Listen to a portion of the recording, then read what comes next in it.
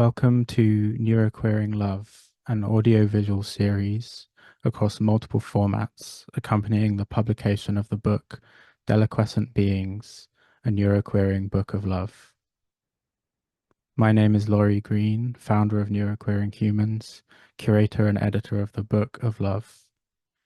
I'll be speaking to some of the artists who created works for the book to complement what they have created and to continue to expand the body of subjectivities that constellate into the broad and permeable constellation that is neuroqueering love.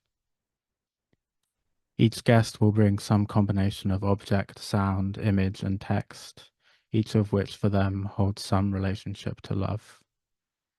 Our guest today is bringing memes, specifically memes about love that might change your life in an instant. Today, we're neuroqueering love with V Westerman. V has a stunning mixed media piece in Deliquescent Beings, Strange Eros. It's beguiling and dark and beautiful, drawing you in and holding you tight with sharp teeth. V Westerman is a techno shaman and psi art curator who marries the dimensions of technology with human consciousness to extract inner vision. Their practice orbits the triad of art, the beautiful, science, the true, and spirit, the good, using tools such as reinforcement machine learning data, dreammancing, the occult, 3D printing, ritual as performance, and intimate community inquiry. Their neural conditions such as neurodivergency, migraines, visual aberrations, altered states, body dysmorphia, lucid dreaming, and hypnopompic hallucinations are tools to deconstruct reality and access the subconscious to extract forbidden knowledge, choosing to embrace the concept of divine madness. They then prophesize these visions as future artifacts or tulpas within the framework of the contemporary art world. V is located in Northamptonshire. V, thank you for joining me today and for working with me to create this book. You're going to be sharing with us some landmark memes on the concept of love. How did you get into memes and the study of memes? Thank you so much for having me. This is a subject that I think has a lot of maybe dismissal around it because I think people's relationship with memes is very casual. But then we kind of need to take a step back sometimes and think, actually, wow, what is this new phenomena that's kind of taken over culture so dramatically in the last, especially the last decade, even just like since COVID, especially, I think memes have become very forefronted, and it's an area that I have, I guess, a lot of opinions on. Great. Yeah. Well, please share them with us. Right. So I'm going to share my screen. Oh, first I'm going to just introduce what's going on. So this, I guess, is kind of like a reading of an introspection into memes as folk art. And folk art is the basic definition is the traditional or decorative utilitarian art of the people that is often an expression of community life and distinguished from academic or self-conscious or cosmopolitan expressions. So that's folk art. And a big part of my background has been the study of memetics. So, or memetic evolution. So I began back in my bachelor's degree in scientific illustration. I was thinking, how do I find the most perfect way to communicate science through illustration? And then it kind of brought me down this road of looking at memetic evolution, which is actually a coined term by Richard Dawkins. He came up with the idea of instead of genetic evolution, so the idea of genes mutating as they evolve and they traverse a physical landscape or an ecosystem, you end up with memes. So a meme is the smallest bit of an idea as much as a gene is the smallest bit of a genetic trait of an organism that can be shared, it can be evolved, it can mutate, it can breed with other memes. So it's this idea, a meme is an idea that is convolute, it's solid, it's self-contained, but it has the ability to breed and die out and evolve with other memes. And you get this evolution and you get these timelines. And Dawkins was really interested in this as a tool to reach what he thought would be the most efficient way to extract truth from a group of scientists, for example. So he thought, well, obviously, if we keep mutating ideas or concepts in kind of like a very algorithmic way, we will end up reaching the most true idea. And as we all know with Dawkins, is very kind of, I guess, materialistic, born in the sciences. But he soon found, obviously, that the most popular idea in humans isn't necessarily the most true. So he ended up kind of abandoning this idea of using metic evolution as a way to extract data. And so what I ended up doing was thinking, well, it's obviously not being used in the right way. We can use it to extract the most popular ideas. Let's use it as it literally is. So I ended up building a interactive AI mimetic evolution arts lab game, which would extract data, community data or visual data on the subconscious using like a series of different algorithms, like visual algorithms and references and like studies into the subconscious to build an abstract concept. And you go home with a piece of art, but then we also collect visual data and we pull that all together using a combination of mimetic evolution and AI, working with students from Birkbeck University doing their PhDs in machine learning and AI. And that's what got me down the road. And obviously, as a result of reading into mimetic evolution, I was looking at internet memes. And the rest is history because I'm also very much into folk art and this concept of collective visual communication, like communities having very strong kind of inner languages and self-references. So that's what got me here, basically. Amazing. Yeah, that sounds like such a fascinating project. Um, and I'm excited to see what you have to share. Please go on. Great. Okay.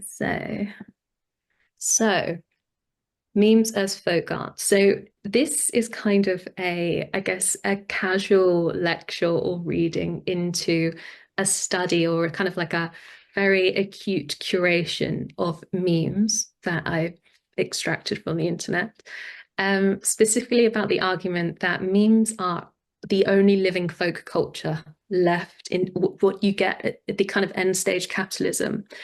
When you start to have people who are discouraged from using or the creation of art as a human self-expression in the same way that moles dig, humans make art. It's a process, it's not an end point.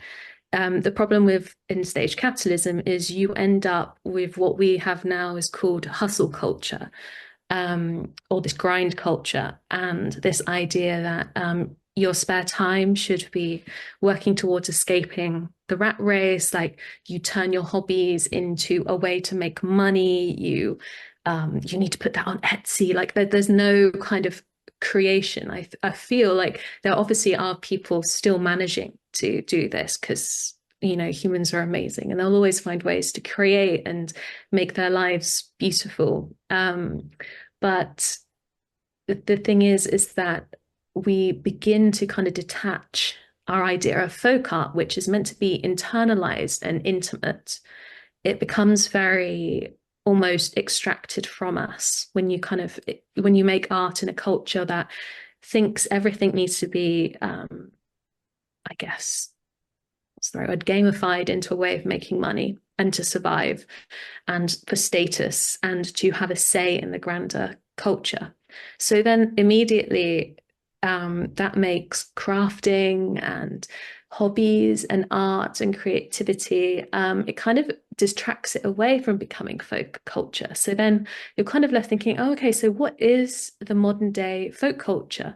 Based upon the definition I read before, which is this idea that it's not for acclaim, it's almost for this automatic thing that just arises like an artifact of existing. And this has always stuck with me. This, what you see now, it's some graffiti on a bathroom stall. So I'll read to people who can't see, but since writing on walls and on toilet walls is done neither for critical acclaim nor financial rewards, it is the purest form of art. Discuss. I saw this years ago and it stayed with me. Um, and I was like, you know what? It's true. And then it got me kind of down this route of, well, what other things are humans doing that's being overlooked, but being is an activity, but it's not seen as a means to an end. It's just like kind of a regurgitation of like the zeitgeist, like a habit.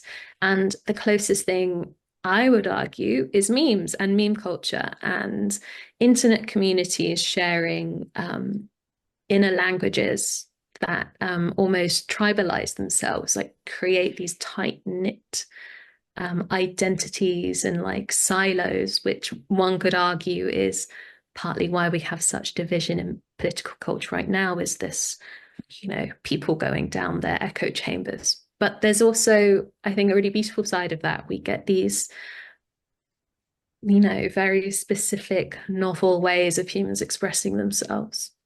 So I thought taking this idea of toilet wall art or graffiti, but my argument is that it is memes. So what I thought would be really cute is if we go through specifically memes that either one would say change your brain chemistry or live rent free in your mind. So these are memes that I've come across in context of love,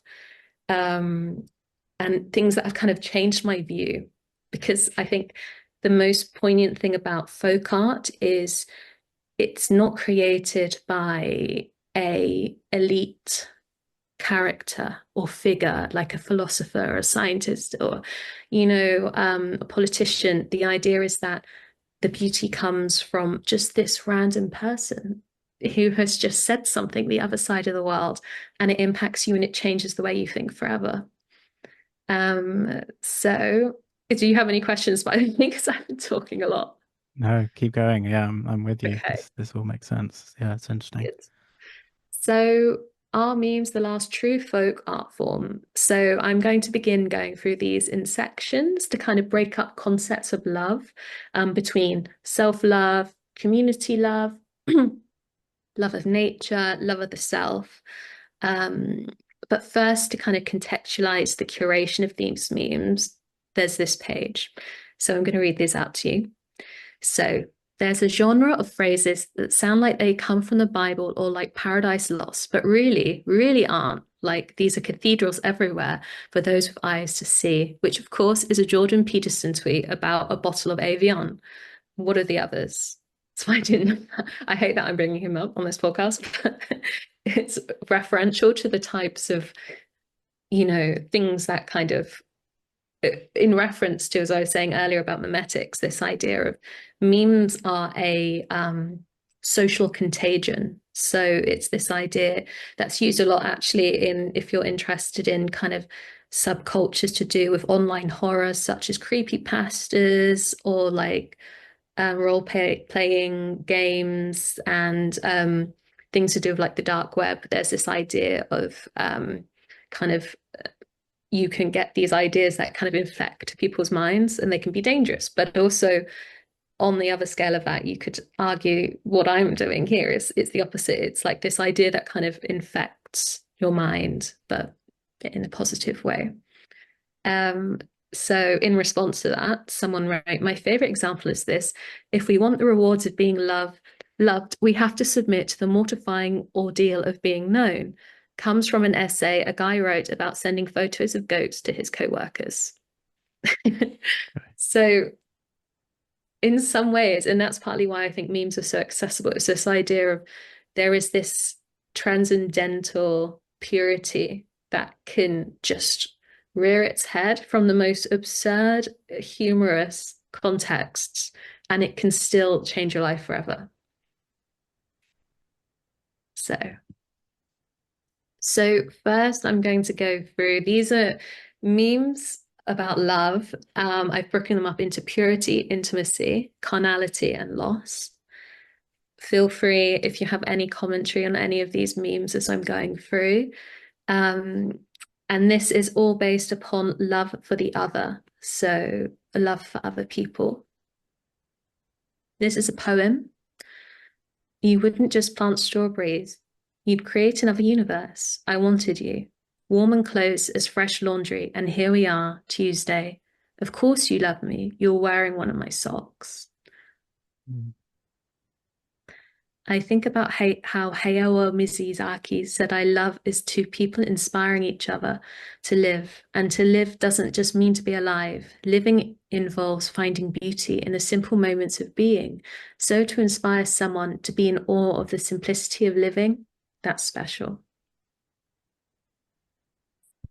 Love is insane. You feel like you're always subtly asking, do you still love me even though I'm flawed? And the answer just keeps being yes. Once a first grader asked me how long a poem had to be, and when I said it could be just one word, he wrote a poem that was just his best friend's phone number. Excuse me while I go cry. This, I love this so much. Context is it's a DoorDasher. So in America, the app where it's like Deliveroo, and they can message you directly on the app. And he's saying, order is taking a while, giving you a lemon from my tree. And the response, this is so intimate. I would think about him every day for the rest of my life.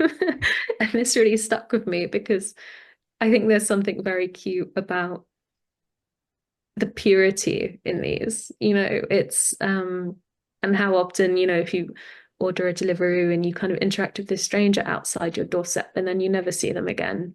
I think there's a lot of intimacy in strangers just being pure, which is very special. And yeah. I think there's something about this one that I really like, and the previous one as well, and you get this a lot with memes, where there are kind of relations embedded in the presentation of the meme. So there's the original interaction between the DoorDasher and Stephen, I guess it is. And then there's someone else kind of presenting this and saying, look at this, isn't this interesting or cute or funny or whatever? And then there's this other person, James, who has a commentary on this relationship that and this kind of there's these kind of nested interactions within it, Mhm. which are quite beautiful. And you get to see the kind of the intimacy of that original experience, that original interaction is kind of expanded and becomes more of a collective communal intimacy. Um, Yes, yeah, that's I so like that. true. That's a lovely way of looking at it. It's almost this tiny, cute action done by a stranger has created layers, both layers of sharing on the internet and then recontextualizing, reframing almost. If you think of art is always about reframing things, kind of Yeah. much like, um, you know, um, for example, The Fountain, that famous piece of art, and how it's just a urinal, but it was placed on a podium Mm, and it became art because it was framed. It's this idea of it's framed in a gallery. Um, so that is actually a great way of saying how memes can be art because yeah. the framework of how the community uses it, it's really beautiful. And this also, I think, I sent this to a friend of mine, and we were just like, wow, stop trauma dumping to your friends. Tell this to your therapist. Oh my God, they paywalled human connection. If a friend of mine gave a feast and I did not invite me to it, I would not mind a bit. But if a friend of mine had a sorrow and refused to allow me to share it, I would feel it most bitterly. If he shut the door If he shut the doors of the house of mourning against me, I would move back again and again and beg to be admitted so that I might share in what I entitled to share. If he thought me unworthy, unfit to weep with him, I would feel it as the most poignant humiliation. And that's a quote by Oscar Wilde, which arguably is obviously not folk culture because he was a well-known poet, but the idea of contextualizing it, as you said, framing it within what arguably is actually happening a lot is there's been, I've noticed a lot of discussions, particularly with Gen Z, about emotional labor with Mm. friends, Mhm. because that was a big thing in the kind of third wave feminism movement of um, women offering free emotional labor to men in the context of a heterosexual marriage. And it kind of expanded out and it got recontextualized of, yeah, trauma dumping to your friends. And like, everyone needs a therapist. No one should be sharing in intimate mourning or intimate vulnerability. And this is just a really refreshing take on this. And also, again, to contextualize, I'll probably keep coming back to this, but late stage capitalism, that everything, as they say, oh my God, they paywalled human connection. Like you have to pay someone to listen to you.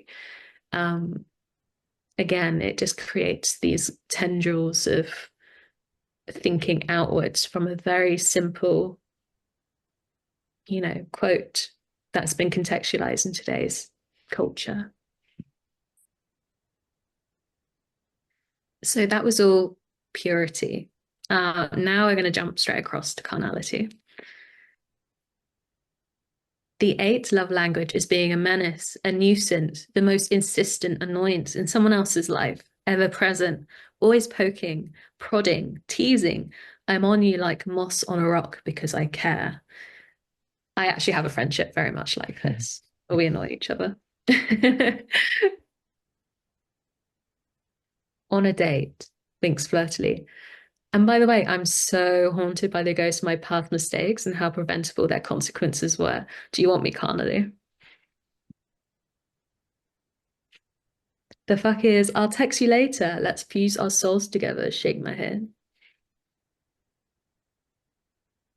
Things women be having a tendency to romanticize the grotesque, the inability to experience romance without the desire to consume and be consumed, handwritten delusions, a desire for someone to come into their kitchen and be hungry for them. Constantly stuck between whether I want to be a romance or horror author. And the response is, they are sisters. Wear your crown of flower and bone. Revel in both the carnal and the carnage. What is romance but desire? What is desire but to consume? The only difference between a kiss and a bite is how deep the teeth go, and both can kill. Like, that's amazing. And that's just this Mm. random person on the internet. And you're like, why isn't that in a poetry book? That's incredible. Or a Sylvia Plath quote, it's just gorgeous. Yeah, yeah, that's really nice. There's something about memes having uh the ability to kind of really distill kind of human experience into um a very small, like you say, like the mimetic Mhm. unit as a kind of base unit of insight and wisdom and experience, um and do it in a very beautiful way, but also do it in a very blunt way. I don't know, like in a Mm. very kind of this is what I'm trying to say. Very, very literal, very direct, um, and poetic at the same time. Mm. Yeah. And that's exactly, I think, what makes it folk culture is there's no ponce, there's no pretense, Mm. there's no, like trying to scroll through like I mean, I'm an artist, but reading the description of a piece of art and it's using so many different references that some would argue sometimes in art is deliberately alienating. It's a Mm. form of exclusionary elitism, to deliberately use language to kind of over pontificate something that actually should be left to be perceived kind of, I guess, in its purity, as you said, as the self-contained meme. But here, there's no, unless it's, I mean, I could go off on one talking about kind of sincere posting. And then after that, you get kind of ironic posting, and then post irony memes, and then post irony memes. And it gets very deliberately occultist, like it becomes very Mm, much like but using that in a self-referential, ironic way. It's never deliberately to alienate, it's always to kind of reinforce insider knowledge mm. in a funny way and also be self-aware, which I think the art world needs more of. I think it needs to be more kind of self-aware and pure rather than always trying to transcend language in more complexity, more layers, more new meaning. That's just my opinion. Interesting. Yeah. So intimacy now. My favorite thing that I learned about the Voyager spacecraft today is that 2 days before Anne Druyan had her brainwaves and heartbeat recorded to send into the universe, Carl Sagan and her had confessed their love for each other and gotten engaged. And so all of those feelings of being in love are out there recorded on Voyager right now. On June 1st, 1977, Carl and I shared a wonderfully important phone call, she recalls. Without the aid of a date or even a romantic moment alone, the two had fallen in love during the mad rush to complete the golden record. We decided to get married. It was a eureka moment for both of us, the idea that we could find the perfect match. It was a discovery that has been reaffirmed in countless ways since. Echoes of that moment reverberate through her mind during the recording session. Her conscious mind may have been reciting culture and philosophy, but her subconscious was buzzing with the euphoria of great love, of the great idea of true love. The idea, the hour was electronically compressed into a single minute that sounds approximately like a string of exploding firecrackers. My feelings as a 27-year-old woman, madly fallen in love, they're on that record, says Druyan. It's forever. It will be true 100 million years from now. For me, Voyager is a kind of joy so powerful, it robs you of your fear of death. Mm.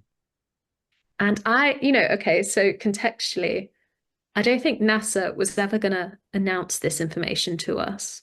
And it kind of reminds me a lot of the film, oh, what's it called? With Jodie Foster. Oh yeah. I can't think of it. You know the one I mean, I because I do. feel Yeah. like it impacted so many people when they watched it because it's so beautiful. Um, how there was a big discussion about sending her up to go meet the aliens or whatever, and how why should they send her when she's a scientist and lots of humans, the majority of humans have a spiritual belief and she didn't, so she wasn't a great representation of humanity. Um, and I would have not got this information from NASA. I don't think NASA would have put this on their website. They would have disclosed this, because it's not scientific. But the idea of this is a much more human, intimate, and striking understanding of what Voyager is. And it's currently still out there traveling millions of miles away from us. And I learned this from a random person on the internet, just casually saying about how lovely and beautiful it is. And it completely transformed, I guess, my idea of how my entire species is going to be perceived by another, which in of itself is a complete new revelation of love.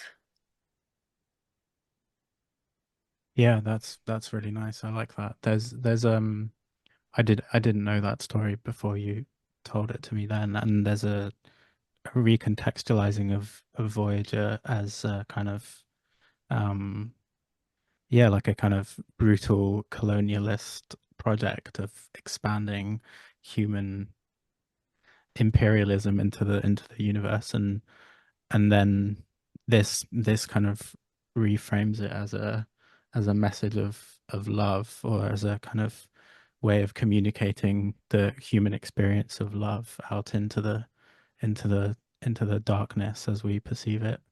Mm. It's yeah, it's lovely. It's almost quite, I guess, existentially reassuring that, as you say, like the idea of sending a piece of mechanical metal out into the universe was all very, like, through NASA, was just all very didactic, logical, cold and heartless Mm, almost. Yes, there was that kind of human wonderment, but fundamentally it came down to kind of funding and like space programs and kind of the expansion of kind of technology for the military industrial complex fundamentally is probably why it got funding.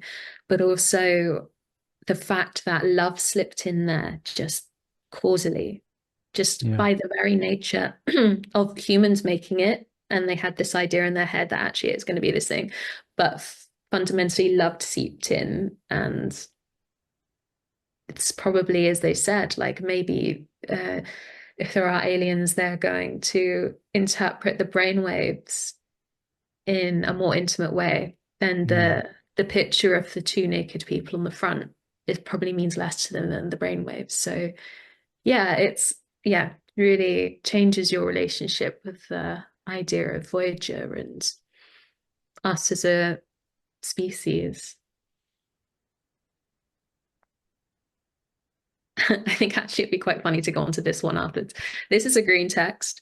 You have to include a green text. Contextually, a green text are a form of, they're a format of communication used on the website called 4chan. 4chan is known to be a controversial place on the internet. It's completely censor free. Places like Reddit. So invariably, this means you get very shocking, kind of controversial, diabolical aspects of humanity congregating on there. But then that's why, as well, you end up getting a wholesome post. It almost shines out even brighter because it's kind of it framed within the context of other horrible posts. And this one's quite cute. And this is done in the format of a green text. So it's broken up. So this is actually an entirely different thing to look into because it's so interesting is the language used. In green text, it's broken up like this as these kind of sentences. Um, and as an easy way of format of storytelling. And if you don't do it correctly, you get kind of bullied basically because you're not doing the correct social context. But anyway, here's the content of that. Be 11-year-old me. Minecraft 1.0 comes out. Want to get it. Mum doesn't get me at first. Feels bad. .png. Easter rolls round. Mum hands me a paper. It's a username and password. Mum got me an account for Easter. Thanks, Mum. Play Minecraft all the time. Make lots of memories and friends playing Minecraft. Fast forward to now. Re-download Minecraft with the hell of it. Look around for paper with username and password. Find it. Username is my name spelled backwards. Lol. Password. Love Mum. Love you, Mum. And then there's the feels good um, face, which is actually, that's a whole other context, is a decade ago, 15 years ago, Rage comics were a format of expressing facial expression. This is an old one, Feels Good Man. But now we're seeing this kind of transition into the Wojaks, which is just a replacement of the Rage comics in that it's very simple. You would have seen them like the Giga Chad and things like that, like these archetypal faces that express things. But I hope that's for another lecture because that's that's a whole route to go down.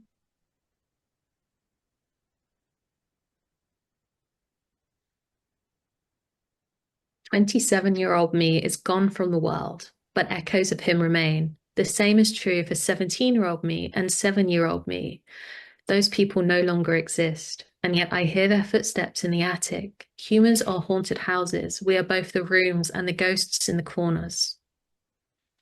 She began to understand why lovers baby talk to one another. There was no other socially acceptable circumstance in which the children inside her were permitted to come out. If the 1 year old, the 5 year old, the 12 year old, and the 20 year old all find compatible personalities in the beloved, there's a real chance to keep all of those sub personas happy. Love ends their long loneliness. Perhaps the depth of love can be calibrated by the number of different selves that are actively involved in a given relationship. Mm. Nice. And this was quite a controversial thing. I think it was from Tumblr, which itself was quite controversial context, but I love this so much. Do you guys think Jesus, the son of a carpenter, smelt the wood of the cross and temporarily thought of home? Mm. So beautiful, whether you're Christian or not. When Adam bit the apple, he did it because he trusted Eve, because he loved her. Adam bit into the apple because the woman he loved told him to, no matter what God said, no matter the rules of heaven. What's heaven to a woman's love anyway? What's God to your wife? The first sins of humanity were trusting others. Eve trusted a snake, Adam trusted Eve, and I trust you. Maybe that's a sin, just like the first couple. Maybe everyone's right about us and we're sinners and we offend God. But like I said, what's God to a woman's love anyway? What has heaven got that I can't find sitting next to me, sitting next to you on a cool autumn morning? Mm. Nice.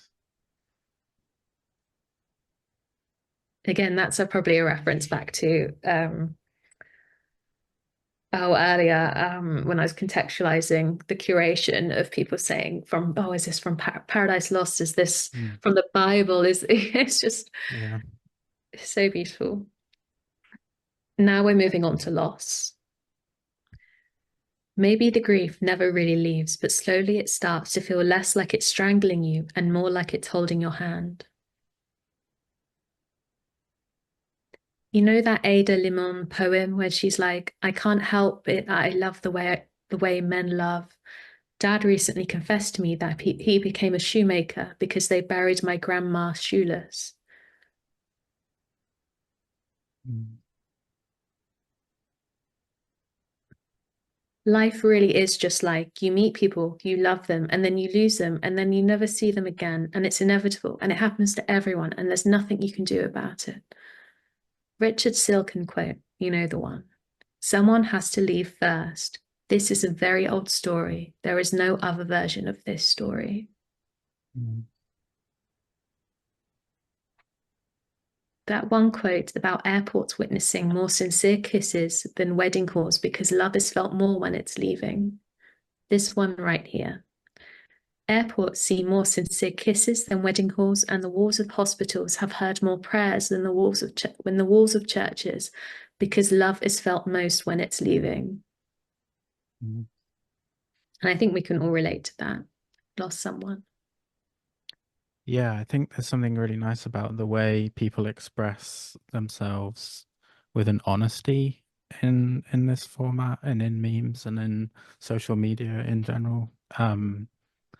I don't know, maybe there's something about the anonymity of it, the kind of speaking out into the void or to people that you know online rather than direct connections in the same room as you. But there's something about like being willing to express that grief that is sometimes difficult to express in kind of non-social media contexts perhaps. And I think this feels relevant to me because I think certainly in the society that I have grown up in kind of British white middle class culture, grief is um there's a taboo around grief and loss and speaking about it. Um and these things go unsaid often, I think. So I feel like there's a beauty to the way that these things can be all these like very deep uh experiences of human interaction and intimacy and love. They can be spoken about in a way that is that is difficult in other contexts, I think, um, and allows us to kind of dig deep into those feelings of loss in a way that is liberatory, perhaps. I definitely agree. Like I was saying earlier, people talk about how the algorithm encourages echo chambers and silos. And yes, that is a negative impact on humanity, but just like all tools that humanity makes, it can be used for good and bad. And there's something very special that happens when, as you say, there's anonymity, but also intimate communities that aren't forward facing. They're anonymous and intimate. Um, Maybe they've kind of taken over the old archetypal context of when you would go and confess your sins to a priest and they wouldn't see who it is. It would be anonymous. And yeah, just I think there's that yeah, like it's a positive thing. I think it's really beautiful. It kind of we wouldn't have access to these thoughts, maybe, as you say, you have a very specific cultural context. Um, and, a few hundred years ago, you would only be really exposed to the opinions of people who share the similar cultural traits of you. But this, Mhm. yeah, this expands us. So now we're going into love within nature. This one's beautiful. The night gardener once asked me if I knew how citrus trees died when they reach old age, if they are not cut down and they manage to survive drought, disease, and innumerable attacks of pest, fungi and plagues, they succumb from overabundance. When they come to the end of their life cycle, they put out a final massive crop of lemons. In their last spring, their flowers bud and blossom in enormous bunches and fill the air with a smell so sweet it stings your nostrils from 2 blocks away. Then their fruits ripen all at once. The whole limb breaks off due to their excessive weight, and after a few weeks, the ground is covered with rotting lemons. It is a strange sight, he said, to see such exuberance before death. And that's from When We Cease to Understand the World by Benjamin Labatut. Um, and the reason I've included this is for the tags. Mm. Had a friend whose lemon tree got hit by lightning and survived, but it thought it was dying, so it was constantly doing this. The apple tree in my backyard did this exact thing several years ago, down to the branches breaking under the weight. It was incredible to see, but the apples didn't lie there and rot. What we didn't harvest, the creatures ate, deer and squirrels and birds. Kind of wonderful for a good long life to be culminated in having a positive impact on so many. Mum said lemon trees are peculiar. She said they know who take care of them. She said when they let themselves die when someone else tries to take care of them. I was going to say I didn't believe it, but when then she said her mother had a lemon tree, and when she died, it died with her, and I didn't say a word. Mm. I love that we're coming back to lemons as well. So now lemons have this kind of connection with the DoorDash, the intimacy with the DoorDasher, Oh, I didn't even think about that. and Yes. this kind of beautiful image of the mother's lemon tree. Yeah, it's nice. You kind of lemons get injected with all this extra meaning. It's good. Thanks. Oh, that's so sweet. Yeah. And also referencing earlier the Adam and Eve and the bite of the Mm, apple. yeah. And I actually, well, going on to fruit, I am a woman. I am haunted by Sylvia Plath's fig tree analogy every day. I saw my life branching out before me like the green fig tree in the story. From the tip of every branch, like a fat purple fig, a wonderful future beckoned and winked. One fig was a husband in a happy home and children, and another fig was a famous poet, and another fig was a brilliant professor, and another fig was e.g.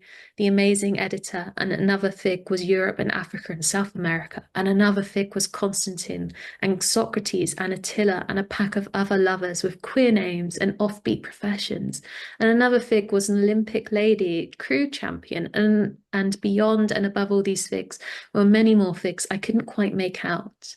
I saw myself sitting on the crotch of this fig tree, starving to death, just because I couldn't make up my mind. Which of the figs would I choose? I wanted each and every one of them, but choosing one meant losing all the rest. And as I sat there, unable to decide, the figs began to wrinkle and go black, and one by one they plopped to the ground at my feet.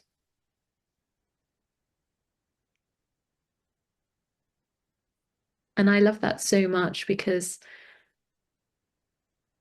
in the context again, saying this, what makes this folk culture is the context of the first meme showing the image and saying how you're haunted by this. And until I read this, I didn't realize I was haunted by this too.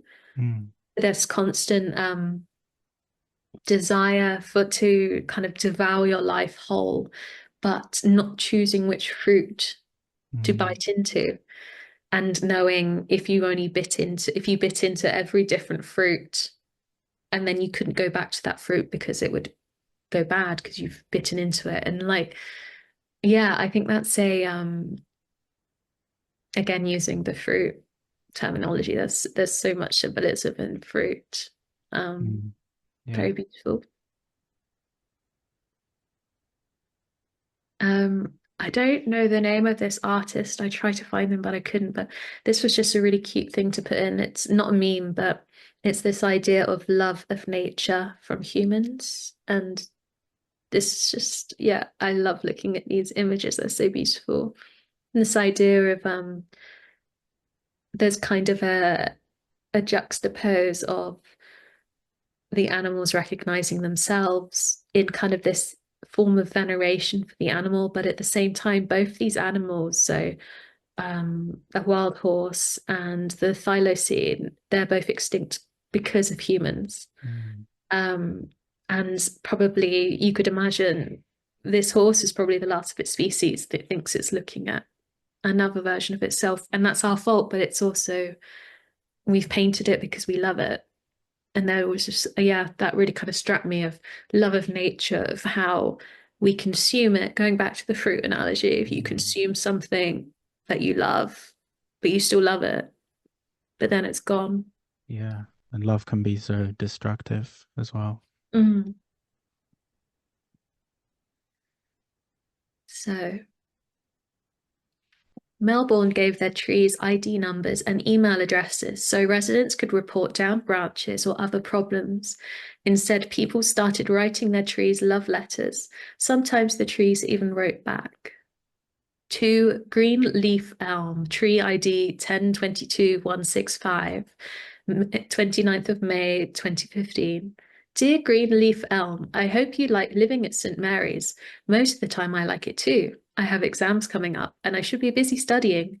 You don't have exams because you are a tree. I don't think that there is much more to talk about as we don't have a lot in common, you being a tree and such, but I'm glad we're in this together. Cheers, F. Hello, F. I do like living here. I hope you do well in your exams. Research has shown that nature can influence the way people learn in a positive way, so I hope I inspire your learning. Best wishes, Green Leaf Elm Tree, ID 1022165. Nice. Very pure, very Yeah. cute. Um, Again, reference to animals in nature and our love of them.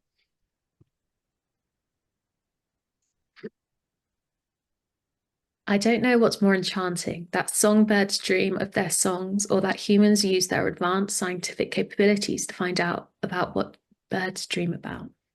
Later, when the birds were asleep, Dave and Margot Leash looked again at the electrical activity in that part of their brains. The firing of those neurons wasn't entirely random. Instead, the neurons fired in order as if the brain was audibly singing the notes, note for note. It might be said that the zebra finches were practicing their song whilst they slumbered. So again, it's this kind of going back to the Voyager, this idea of and we have these scientific, logical frameworks of how we move through the world and understand it, but the kind of the intimacy and the love slips in, the romance of it.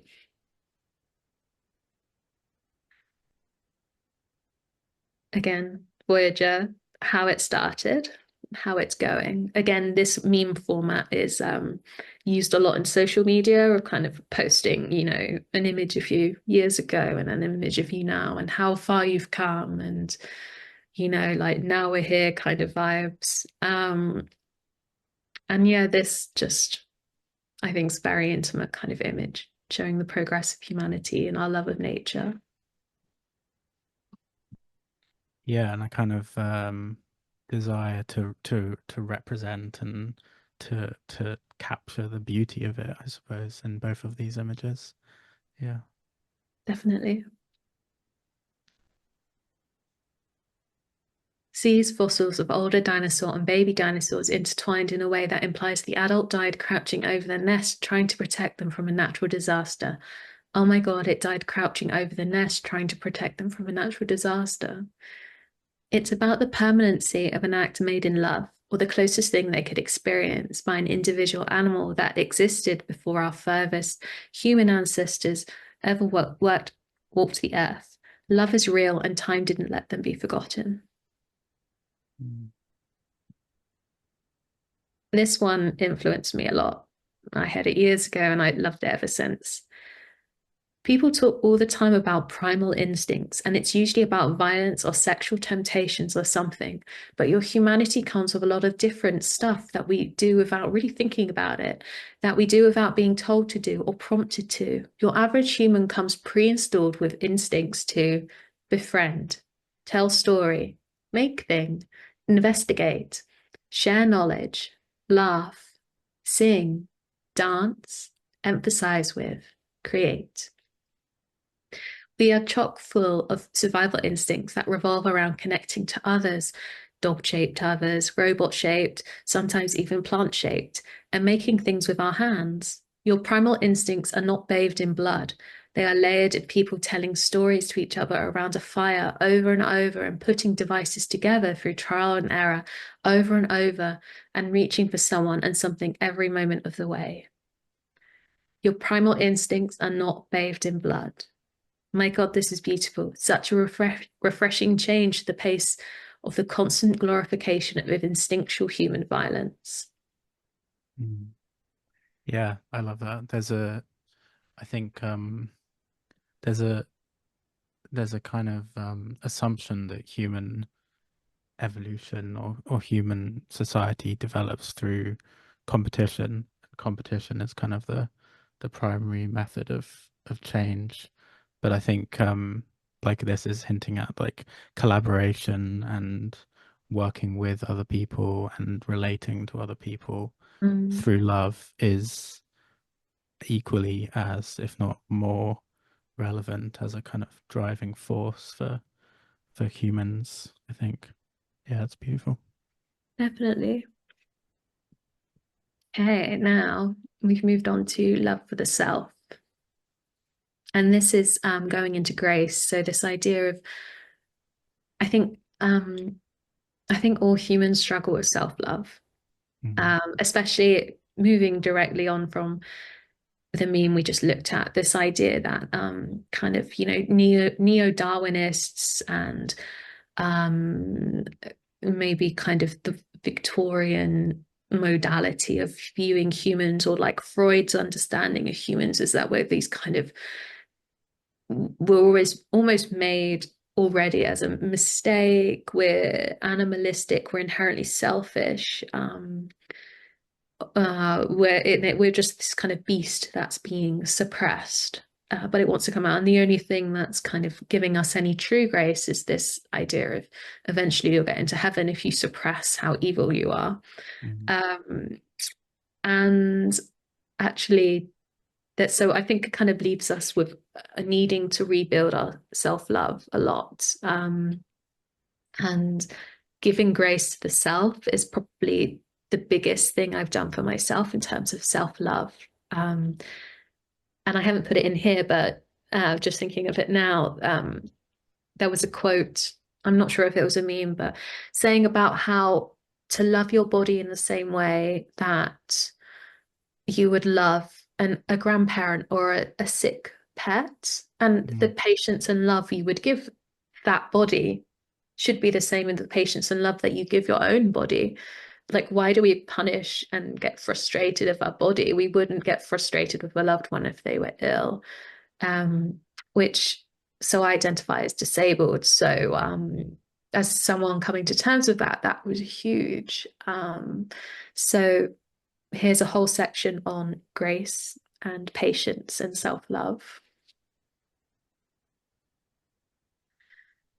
Again, within the context of this document, does anyone have any useful sentences that will change my life immediately upon read? If you're trying to love yourself, you already do. Where do you think the trying comes from? Your purpose in life is not to love yourself, but to love being yourself. If your goal is to love yourself, then your focus is directed inwards towards yourself, and you end up constantly watching yourself from the outside, disconnected, trying to summon the correct feelings towards yourself or fashion yourself into something you can approve of. Mm. Yeah. I think that's very relevant also to people. So I identify as trans as well, and gender dysphoria, and this idea of gender performance, and saying, actually, what part of this is a performance and which part of this is me? And Mm. is it okay to want to perform gender, or do I have to identify with it? And that's a whole process. And I think this is a great framework to apply that understanding of moving through the experience of being what you are rather than defining whether it is performance or instinct or whatever, is really helpful.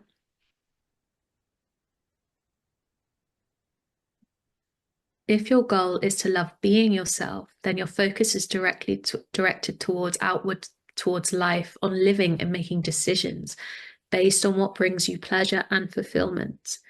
Be the subject, not the object. It doesn't matter what you think of yourself. You are experiencing life. Life is not experiencing you. Thank you. This is the first post about self-love that hasn't made me want to throw things.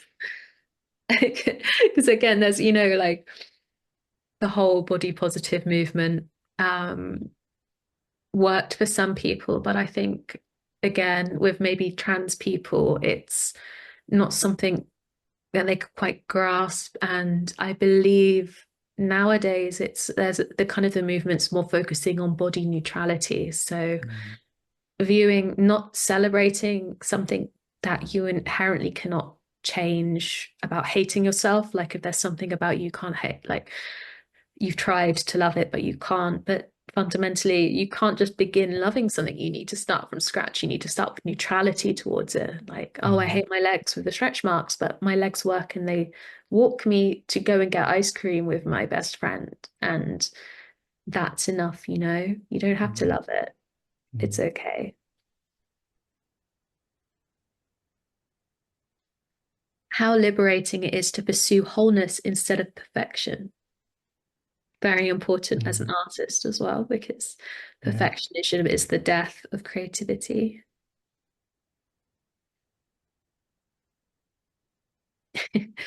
Whoa, bro, did you just judge yourself for fumbling as you learn to try and do something new? Damn, dude, give yourself some grace.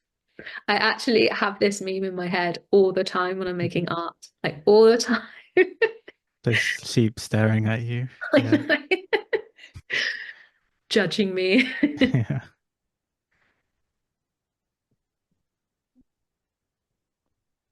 I saw somewhere earlier, go be your favorite self. We're used to higher or best, but favorite leaves room for grace. I'm going to be the version of myself that I like right now in this moment. So now there's no achieve or failure, there just is. You're just being.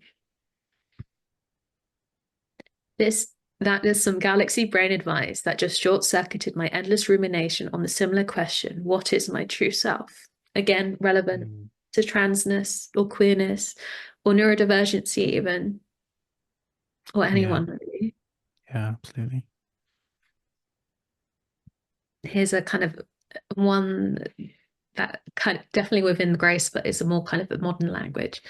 Fuck it, we ball becomes far more weighty once we account for the pre-existing axiom that it is ball is life, for the latter effectively transform the former into fuck it, we live.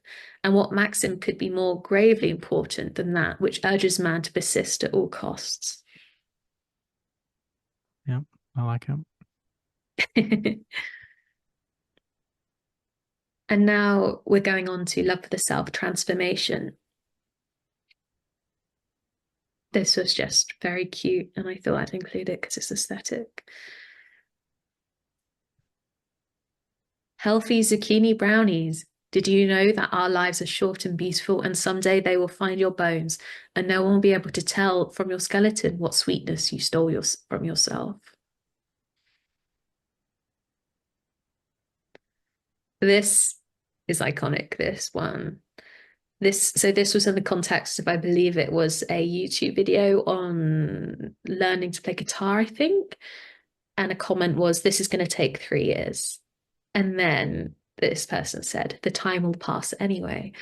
And this is one of the hugest impacts I've had on my relationship Mm. with holding yourself to the common standard of what one should achieve in their lives, whether that's artistically or with families, or, like starting a family, or um, becoming famous, or like writing a book, and then thinking, like, kind of standing at the bottom of a mountain that you have to climb to reach this achievement, and thinking, God, like, I'll be old, by the time I get a PhD, is it worth it? And it's going to happen anyway. And honestly, um, and I think this is one of the more well-known memes from this context. I don't know if you've seen it, but I think I have seen this one. Yeah, it yeah, seems familiar. I can see why. It's kind of a real um yeah, there's such a sort of pure wisdom in that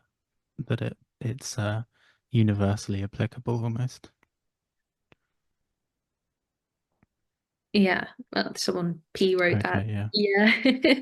But it's like exactly, it's so simple.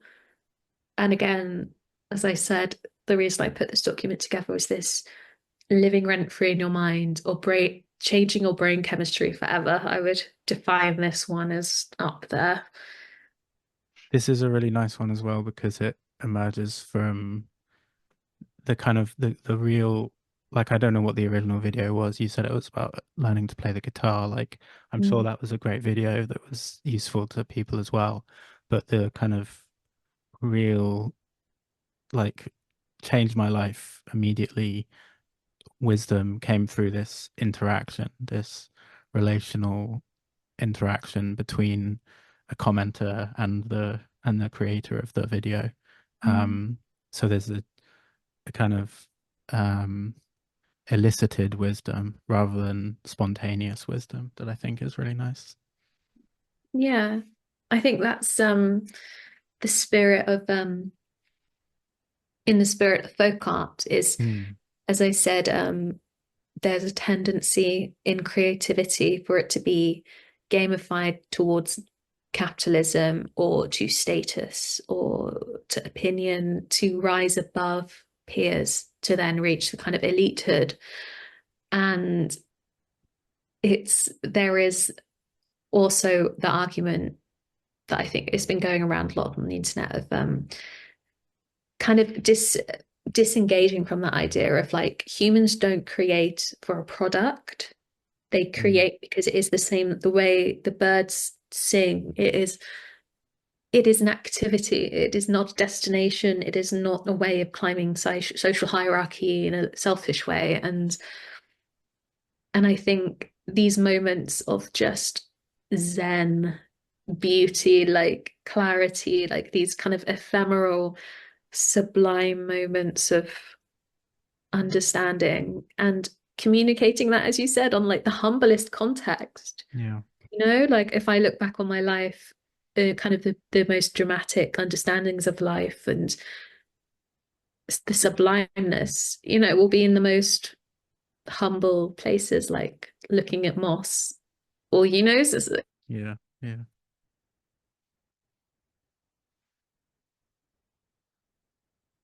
very, very extreme. And yes, they impacted me, but not as much as like looking at the way dew hangs off and the way every dewdrop reflects the other dewdrop within ad infinitum. And just, you know, like the more humans talk, the more we have access to these moments, we share them, and it's really beautiful. Yeah, absolutely.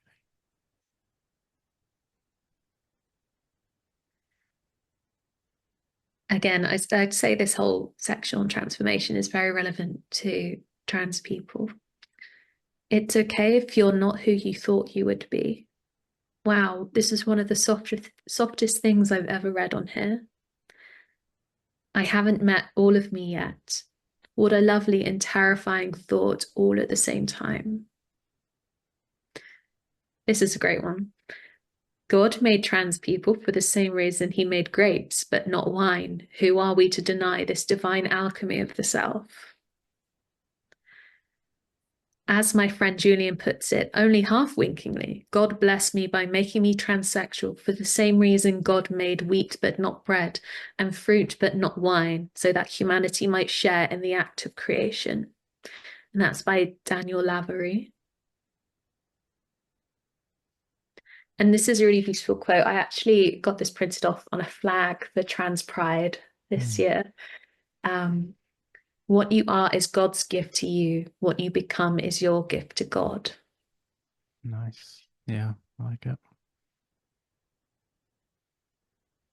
And that was love for the self. And now I think this is the last page. Now we're going on to love for humanity. And this is in the context of lost time in our history, of like love throughout history. Mm, Years ago, anthropologist Margaret Mead was asked by a student what she considered to be the first sign of civilization in a culture. The student expected Mead to talk about fish hooks or clay pots or grinding stones. But no, Mead said that the first sign of civilization in ancient culture was a femur, a thigh bone, that had been broken and then healed. Mead explains that in the animal kingdom, if you break your leg, you die. You cannot run from danger, get to the river for a drink, or hunt for food. You are meat for prowling beasts. No animal survives a broken leg bone enough for the bone to heal. A broken femur that has healed is evidence that someone had taken time to stay with the one who fell, has bound up the wound, has carried the person to safety, and has tended the person through recovery. Helping someone else through difficulty is where civilization starts, Mead said. We are our best when we serve others. Be civilized by Ira Bayuk. mm, Again, that's going back to base human instincts and not to be bestial, they're to be kind. And there's like a intimate kind of, yeah, um, purity to us that can't be denied, I think. It sounds fake, but you really do have a lot of silent lovers on this planet who look at you and wish they had your smile, your hair, your humor, your manners, your intentions, your poise, or are simply cheering you on. Some are just too shy to tell you they admire you. Remember that when you feel alone. And then this is the comments section. This is what Hosier meant when he says he falls a little bit in love with every day with someone new. I once watched a girl in the produce aisle pick up a bushel of bananas that were precariously perched on the edge and move them further back, and under her breath she said, "There you go, sweeties, that will be more comfortable," before shuffling off. And I think about her often. Silent lovers is such a sweet way to put it. I don't know about you, but I do that all the time. Not the banana thing, but like cool, like kind of falling in love with people on like public transport and then never seeing them again. Yeah, definitely the little tiny moments of love. And I think Mhm. there's another kind of in the way that we form parasocial relationships with people Yeah. that we don't ever meet or have no intention of meeting, but Mhm. we still love them, and they become important figures in our life, without that direct contact even being there. Yeah. What's your favorite small, painfully small human gesture? Stone Age toddlers had art lessons, study says. Research on Dognon Cave shows children learned to finger paint in Paleolithic age approximately 13,000 years ago. Also, if we could just, some of the children's flutings are high up on the walls and on the ceiling, so they must have been held up to make them or have been sitting on somebody's shoulders, said Cooney. Flutings by the 2-year-old suggest the child's hands were guided by an adult, Mm. which is quite timeless, I think, and beautiful. Yeah, yeah. Cave paintings again. They're such a I'm obsessed with cave paintings, and they're Mm. always there's something deeply moving about them in whatever context you interpret them, I think. So, um, someone drew this bear some 30,000 years ago, and I can still feel the love that was put into it, the gentle shading, the curve of her mouth, the ears, the literal shape of this bear. Love exists within a cave, I think. And cave art makes me sick with love. We are people and we want to create. There was someone ages and ages and ages whose hands rested upon a wall and whose eyes witnessed creatures I can only imagine. And just the, as an artist, the linemanship on this bear Yeah. is Wow. Disney level animation, like the line weight. Yeah, and And it's almost one single line, the whole thing, mm, isn't it? And it's just unmistakably alive. Yeah. yeah, and it's not depicted as this brutish animal that could kill Mm. them. It's exactly the same as when people post a picture of a bear and they say, I can't believe this is an apex predator that would tear me apart. Look at his ears. And Yeah. it's like a really cute bear. Yeah. And they've done exactly the same here. They must have looked at bears and thought, well, maybe we can tame this like we did the wolves. Like, it's really Yeah. cute. Yeah. It's almost a Winnie the Pooh type face. I Yes. can, Oh my yeah. God, it is. Oh, it's so cute. That actually leads it next to the other image here. This is 1,000-year-old pixel art of a cat. And it's Wow. pixel art, you know? Yeah. Yes, Yeah. it's obviously in the context of a weaving, but look at it. It looks like he's crying. It's just so Yeah, with cute. the big eyes. Yeah. Yeah, it's so good. I love it. And then also, I don't know if you've seen, I didn't put it on here, but they found some more NASCAR lines using AI. They used AI to detect, like to sweep the landscape, so detecting things that human eye couldn't see. And they're so cute. They're like cartoon characters.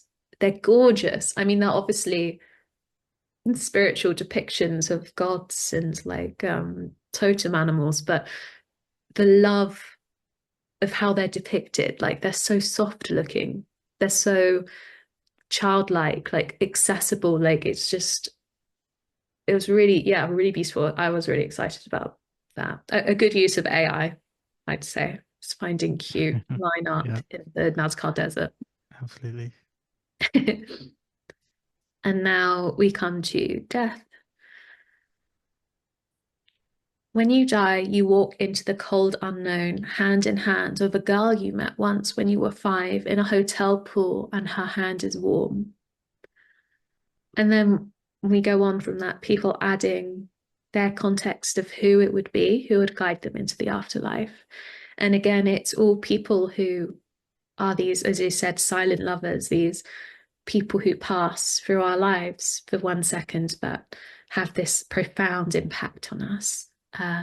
The girl I made lemonade with in preschool kitchen, the girl I played with in theatre when we were waiting till our parents stopped working, the boy from the amusement park that walked around holding hands with me. I'd like that. That would be nice. She taught me how to swim. I was 8. We were at a wedding. I still have a ring she gave me. I wonder where that girl is now. I wonder if she's happy. Oh, I wonder if she knows I miss her. Love is stored in the child you cross paths with in a space midway to somewhere else and never saw again.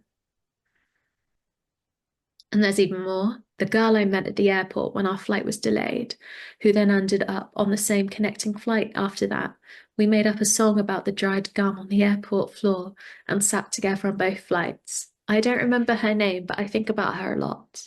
She sent me a letter once with stickers and little confetti bits in the envelope.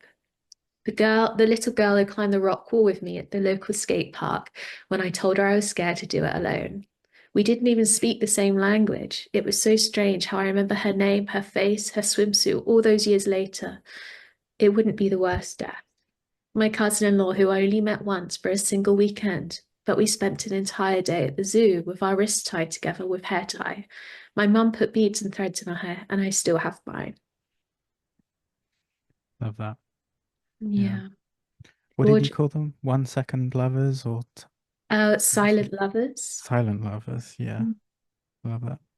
Because likelihood is most of these people or these little girls, they've Yeah. all grown up now and they're probably not thinking like maybe in that moment, yes, they do remember you and they have the exact same feeling and you will meet them in this afterlife, but maybe not, and that's okay. Like maybe they just saw it as a memory that kind of floats away, but that's still okay.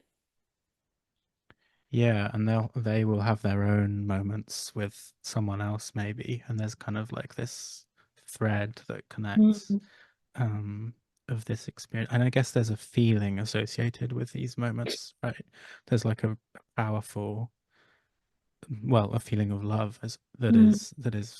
that is causing it to be such a core memory. Yeah, yeah. This one's really beautiful. I hope death is like being carried to your bedroom when you were a child and fell asleep on the couch during a family party. I hope you can hear the laughter from the next room. The thought of a Grim Reaper never scared me very much. If someone offered to walk you home in the dark, wouldn't you accept? Wouldn't it be nice to have a hand to hold? And then these are just a collection of images that I thought went nicely with this section. Mm. These are ancient statues, are they? Yeah. Yeah, so I think this a water nymph figure unearthed in Bartin and Masra, Mm. circa 2nd century AD. Mm. This is a bronze sculpture of Diana found among the wreckage of the Titanic. This, I'm not sure where Mm. this is from. I'm pretty sure it's an English or Scottish tomb. And I've cut off the reference to this, but this was a Greek statue. I think it was uncovered in Turkey in like the 50s. Um, Mm. but there was just something about um, oops, these bodies persisting, and they're in what looks like, well, tombs, like references to tombs, the human body. But I just thought this collection of images together was perfect for this section. Yeah. No, that's a really beautiful ending to the piece. Yeah. Mm. Wonderful. And this is the last meme that I thought deserved its own page. I love you. You're probably thinking you don't even know me, but if people can hate for no reason, I can love. Yeah. Yeah. That's a beautiful message. Yeah. So that's my case on how I think meme culture is deserving of the title of true folk art because, well, I mean, it's beautiful and it's pure and it's not done for acclaim. It's memes are made to be stolen. They're made to share. It's not a Mm. meme unless it's shared. It's just an image. And the beautiful thing about memes is once a corporation tries to use them, they break down, they lose meaning, they're rejected. They instantly become out of vogue and you're almost they almost become dirty, you know. So it's almost like the very nature of a meme, because of its purity, it's in like the intention of not acclaim, but to connect, I think is what leaves them as kind of arguably the main folk culture of our zeitgeist. And also, they're just fun to share with your friends. So they're great. Yeah, that's a pretty convincing case. Thank you. I think I've certainly felt the memes that you've shared. Like they've had an effective um impact on me. They're beautiful. They're inherently connecting. They're inherently relational. They form part of modern communication, the way we interact with each other by sharing memes. Um, and I'm really grateful for you having shared those, for having curated them, for having experienced them over the years, and then for sharing them in the way that you did. Thank you so much. I really appreciate it. It was my pleasure. Thank you for having me and for, yeah, the opportunity for being in such a beautiful book. Um, and just the context as well of just love in general. And yeah, go by the book. Yeah, thank you. Where can people find you online? So I have an art science collective called Visualogical.